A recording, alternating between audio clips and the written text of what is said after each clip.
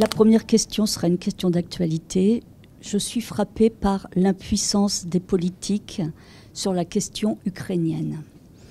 On constate qu'en France, beaucoup d'initiatives citoyennes se mettent en place. Vous, en tant que président, qu'est-ce que vous pourriez faire contre la guerre en Ukraine? Oui, je défends l'embargo sur le gaz et le pétrole russe. Depuis le début du conflit, c'est 13 milliards qu'a reçu Poutine de notre dépendance aux énergies fossiles. Par solidarité et pour mettre la pression sur Poutine, l'objectif, c'est d'arrêter d'alimenter le financement de la guerre, tout simplement. Comment concilier cette solidarité nécessaire, durable, avec le pouvoir d'achat? Un pouvoir d'achat donc qui est, si je prends l'exemple des retraités que je connais bien, durablement sous-indexé, mais c'est aussi pour les personnes qui vivent en milieu rural, des moyens de locomotion de plus en plus onéreux, vétustes, et qu'il faut, voilà. Quelles sont vos solutions? Il faut donner 400 € de chèque énergie aux 6 millions de familles les plus en difficulté aujourd'hui. Les 15 centimes à la pompe vont davantage bénéficier à quelqu'un qui a un gros SUV qu'à quelqu'un qui a, à l'infirmière qui a une Twingo. Moi, ce que je veux faire, c'est au niveau européen, on organise un acheteur unique de gaz, comme on a fait pour les vaccins. On sort des règles européennes qui, aujourd'hui, ont totalement libéralisé les prix de l'énergie et qui font en sorte qu'en fait, même s'il ne nous manque pas de gaz aujourd'hui, il ne manque pas de gaz, il ne manque pas d'électricité, mais les prix explosent. Il ne manque pas de pétrole, mais les prix explosent. Donc il faut revenir à réglementer les prix européens sur l'énergie. Et puis, on réunit tous les acteurs du bâtiment d'abord pour reprogrammer tous les travaux d'isolation et de rénovation de nos logements. Sur tous les toits plats, parking, supermarché, école, on met des panneaux photovoltaïques, ça nous donnera une électricité qui n'est pas chère et c'est une électricité qu'on maîtrise. On ne dépend pas de Poutine, c'est notre électricité. Sur le pouvoir d'achat, même des jeunes, est-ce que vous avez des propositions et comment vous allez les financer? Parce que j'ai vu qu'il y avait l'extension du RSA pour les jeunes, qu'il y avait aussi le Pass Liberté pour le train et tous les transports en commun. Quelle est votre solution?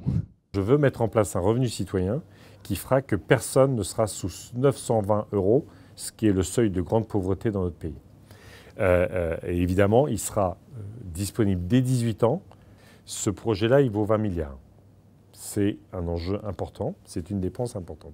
Comment je le finance? Je le finance notamment par la mise en place de l'impôt de solidarité sur la fortune climatique, avec un malus climatique, qui rapportera entre 15 et 20 milliards.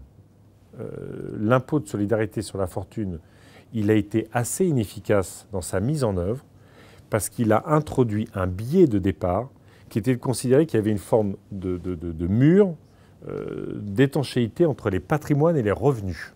Trop facile d'organiser votre revenu. Vous êtes milliardaire et vous avez un revenu de 10 000 € par mois. Et donc, en fait, même si vous êtes milliardaire, on ne peut pas vous taxer à plus de 7 500 €. C'est ridicule. Donc, ça me permet de faire du rendement. Et en plus, comme vous le savez, les plus riches polluent beaucoup plus que le reste de la société, pas simplement pour les modes de vie, mais parce que leur patrimoine financier participe très largement du dérèglement climatique. Et donc, il y aura un malus en plus pour les patrimoines financiers qui participent au dérèglement climatique. Et si on mettait en place des conventions citoyennes pour le climat à plusieurs échelles, c'est-à-dire aussi bien au niveau des communes qu'au niveau des communautés d'agglomération, au niveau des régions et au niveau national? Écoutez, très bien. Simplement, après, ça dépend qui gouverne. Il ne vous avait pas échappé qu'il y a une convention citoyenne dans notre pays et qu'elle a été méprisée par le président de la République. La question, c'est de donner écho, après, de traduire ça dans les faits. Je trouve ça très bien. Moi, j'ai repris plein de choses de la convention citoyenne, y compris dans mon projet, j'ai la modulation de la TVA. On parlait du pouvoir d'achat. Moi, je veux baisser la TVA sur ce qui est réparable et augmenter la TVA sur ce qui est l'obsolescence programmée. Baisser la TVA sur le bio, augmenter la TVA sur ce qui est trop sucré, trop salé, trop gras. Bon, c'est une façon de rendre plus accessible à tout le monde ce qui est une consommation responsable et de réduire la consommation irresponsable. Dans les 10 années qui viennent, on prédit que 20% des terres agricoles vont changer de main, soit vers l'artificialisation, soit pour agrandir les fermes voisines, ce qui contribue à alimenter un modèle productiviste et délétère pour l'environnement. Que proposez-vous de faire pour la nouvelle politique agricole commune ? Et est-ce que vous avez des propositions pour essayer de limiter le fait de rendre constructibles les terres agricoles ? L'enjeu, c'est de retrouver notre souveraineté alimentaire, mais au sens original des écologistes. Parce que moi, le débat que j'ai eu au Salon de l'agriculture, c'est comme d'habitude. En fait, dès qu'il y a une crise, il faut produire plus. Il faut s'affranchir des contraintes environnementales pour produire plus. Et de nouveau, on va nourrir le monde. Non, ce n'est pas comme ça que ça marche. Notre projet, ça doit être de passer avec ces 13 milliards, le contrat avec le monde agricole, pour aller vers l'agroécologie. Évidemment, à terme, il faut sortir du soja importé, avoir des ruminants qui pâturent. Ça peut paraître totalement aberrant aujourd'hui, mais ça a été quand même pendant des milliers d'années, des dizaines, des centaines de milliers d'années, la réalité de la nature. Grâce à ça, avoir des revenus dignes, parce que c'est des productions qui sont mieux valorisées. C'est installer 100 000 jeunes en agriculture. Et on faudra mettre sur la table, évidemment, la question de la dette des agriculteurs, qui est évidemment le piège à productivisme. C'est-à-dire qu'en fait, les aides aujourd'hui sont faites pour que vous soyez piégés dans l'agrandissement, donc de bouffer votre voisin, en fait. Et ça, c'est aberrant aujourd'hui. Et en plus, ça rend des fermes non transmissibles. Ceux qui les achètent à la fin, c'est les Chinois et les financiers. Merci. Monsieur Jadot, je suis médecin, je travaille depuis plus de 45 ans dans le monde de l'urgence, en particulier dans celui des SAMU. Les urgences sociales sont très mal connues. Si vous me permettez, puis-je vous demander si vous savez ce qu'est une M2A ? Non. Merci. Effectivement, peu de gens savent ce que c'est. Quoi ? Ce sont les maisons des aînés et des aidants qui assurent le soutien à domicile des personnes âgées. Et je voudrais que ces structures soient mieux connues. Vous avez raison. Et j'aimerais que vous puissiez allez-vous soutenir ce fameux service d'accès aux soins et donnerez-vous aux médecins les moyens de bien travailler ? Sur la question de la santé, mon projet, c'est quoi ? C'est de repartir des bassins de santé. C'est-à-dire qu'il faut, par bassin de 50 à 150 000 habitants, identifier quels sont les besoins. Parce que les besoins en Seine-Saint-Denis et les besoins à Neuilly-sur-Seine ne sont pas les mêmes.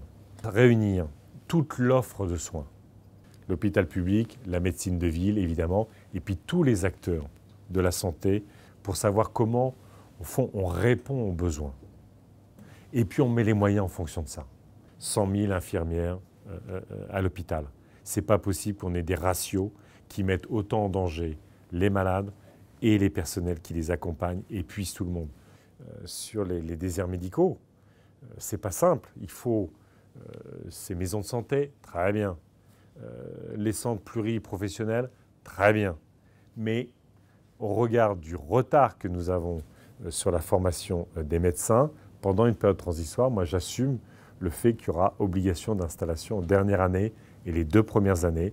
On accompagnera pour les familles, tout ça, mais on ne peut pas laisser 8 millions de personnes sans soins dans notre pays. Toujours sur la santé, mais sous l'aspect maintien de l'autonomie de la personne âgée. Oui. Donc, vous savez, c'est l'actualité récente. 3 présidents de la République successifs nous ont promis une 5e branche bienveillante, réglant le reste à charge, réglant la situation de l'aidant, réglant le problème du logement, du choix du domicile. Serez-vous celui qui nous trouvera la solution et laquelle ? Oui. Vous savez que dans notre pays, les milliardaires échappent très largement aux droits de succession. Parce qu'il y a plein de dérogations qui leur permettent d'échapper à ça. Je fais sauter les dérogations. Ça veut dire qu'en fait, j'aurai 8 à 9 milliards liés aux droits de succession pour financer ma politique d'autonomie.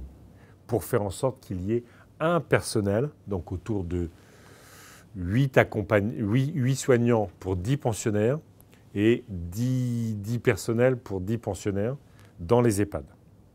Donc on sort de la maltraitance de nos aînés. Deuxièmement, on va redescendre, on va construire des lieux intermédiaires, un peu les M2A que tout le monde connaît. Et donc ces lieux intermédiaires de vie entre la maison et l'EHPAD sont des lieux qui peuvent être très dynamiques. Et, voilà. Et puis, soutenir évidemment l'accompagnement à domicile quand c'est le choix et que c'est possible. Et donc aujourd'hui, on a des personnes, parfois des aides à domicile, qui, vous le savez, ne sont pas compensées sur les temps de transport. Là, le statut, c'est des gens qui gagnent 700 € et qui parfois peuvent travailler 10-12 heures. Hein. Et puis là, l'augmentation du prix de l'essence, je peux vous dire que c'est une catastrophe pour ces personnes-là. Donc évidemment, si on veut favoriser le maintien à domicile, il faut que ce soit fait dans des conditions qui permettent le maintien à domicile. Donc, vous voyez, ma politique d'autonomie, ma politique d'indépendance, elle est financée et elle est ambitieuse en matière d'accompagnement et de soutien. Donc pour la question qu'on avait, c'était comment améliorer la formation et l'orientation des jeunes pour reprendre les mots qui sont dans votre programme, pour qu'elles soient choisies et éclairées. À l'école, de manière générale, il y aura évidemment les savoirs fondamentaux, mais il y aura plus de travaux manuels, il y aura plus de nature, il y aura plus de sport, il y aura plus d'art et de culture. Et évidemment, à la fois, il faut faire rentrer, on voit bien, il faut faire rentrer le 21e siècle à l'école, les enjeux numériques, les enjeux environnementaux, les enjeux d'éducation à la vie affective, à la différence. Ça veut dire aussi, au lycée, moi je veux beaucoup plus de liens entre les lycées pro, les lycées techno, les lycées généraux. Ça ouvrira plus de passerelles, ça ouvrira une ouverture à plus de formations et à mieux choisir potentiellement la formation qu'on veut avoir. Mais ça veut dire aussi réouvrir des places à l'université et réinvestir sur l'enseignement supérieur. Moi, j'aimerais qu'on ait la possibilité d'avoir un niveau licence ou BTS, peu importe, tout au long de sa vie. C'est-à-dire qu'en fait, on a eu l'objectif pendant des décennies de monter les générations au niveau du bac. Je pense qu'aujourd'hui, il faut se fixer l'objectif niveau licence, encore une fois, mais ça peut être tout au long de sa vie. D'accord ? Troisièmement, le service civique est un truc génial. Moi, je ne veux pas le rendre obligatoire, mais je veux le massifier. Parce qu'aujourd'hui, on a à peu près 120 000, 130 000 services civiques. Vous savez, c'est près de 600 € par mois, c'est 6 mois ou 1 an, c'est de l'engagement, c'est de la citoyenneté. Et moi, j'aimerais que ce service civique, il soit massifié. Alors, ça veut dire que beaucoup plus d'informations auprès des jeunes, parce que souvent, ils ne sont pas au courant. 2, il faudrait qu'il puisse se passer après le bac. Qu'on ouvre la perspective que ce soit après le bac. C'est-à-dire qu'on ait une année après le bac dans la société, à faire quelque chose pour la société, qu'on mûrisse à travers ça, qu'on ait une ouverture sur la société et que ça nous permette de mieux choisir, y compris sa formation après. Mais que ça peut être un engagement associatif, culturel, militant, ça peut être un apprentissage en boulangerie. Et évidemment, les études, ça existe déjà, qu'on puisse avoir tout ça. Et puis, vous savez, un jeune qui passe 6 mois, 1 an à l'étranger, dans 25% des cas, il tombe amoureux. Eh bien, c'est une bonne façon de découvrir le monde.